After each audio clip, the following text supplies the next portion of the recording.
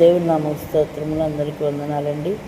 ఈ ఉదయకాలం వాక్యము కీర్తన గ్రంథం 18వ అధ్యాయం 1-3 వచనాలు మనం చదువుకుందాం.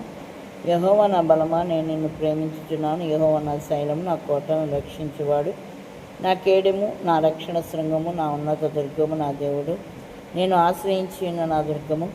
కీర్తనీయుడైన యెహోవాకు నేను మొరపెట్టగా ఆయన నా శత్రువుల చేతిలో నుండి నన్ను రక్షించును. ఆమేన్. స్తుతి స్తోత్రం, హల్లెలూయా. దేవునికి మహిమ కలుగునుగాక. ఆమేన్. దావీదు మహారాజు ఏమని మాట్లాడుతూ ఉన్నాడండి? యెహోవా నా బలమా, నేను నిన్ను ప్రేమించుచున్నాను.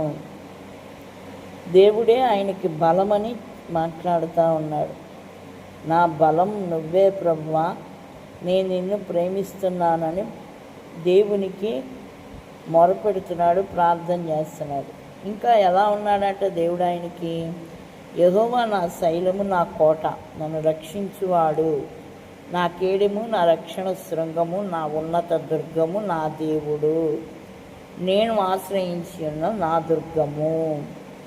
దేవుడు ఎలా ఉన్నాడంటే ఆయనకి రక్షణ శైలముగా ఉన్నాడంట, కేడెముగా ఉన్నాడు, శృంగముగా ఉన్నాడు, ఉన్నత దుర్గముగా ఉన్నాడు, నేను ఆశ్రయించి ఉన్న నా దుర్గమని మాట్లాడుతూ ఉన్నాడు.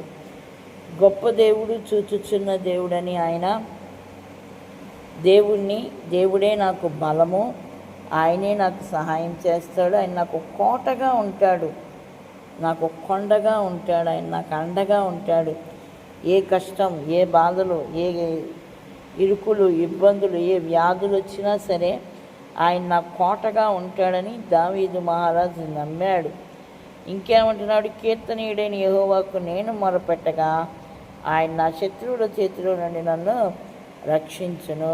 మొర్ర పెడుతున్నాడంట. కీర్తనీయుడైన యెహోవాకు ఏం చేస్తున్నాడంట? ఆయన మొర్ర పెడుతున్నాడంట. దినమునకు 7 మార్లు స్తుతించేవాడని వాక్యంలో అనేకసార్లు మనం విన్నాం. దావీదు మహారాజు దేవుని ఎక్కువగా స్తుతించేవాడు.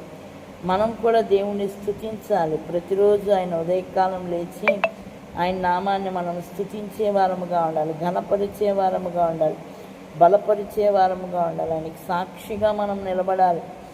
ఎటువంటి సమయంలో అయినా సరే, ఏ పరిస్థితుల్లో అయినా సరే యేసుక్రీస్తు ప్రభు వారి సాక్షులముగా. ఎందుకంటే ఆయన మన కేడెముగా ఉన్నాడు, మన రక్షణ శృంగము, మన ఉన్నత దుర్గము ఆయనే. దావీదు నమ్మాడు. దావీదు నమ్మకాన్ని బట్టి, దావీదు నమ్మిన దాన్ని బట్టి దేవుడు దావీదును రక్షిస్తూ వచ్చాడు, కాపాడుతూ వచ్చాడు. తన మామ చేతిలో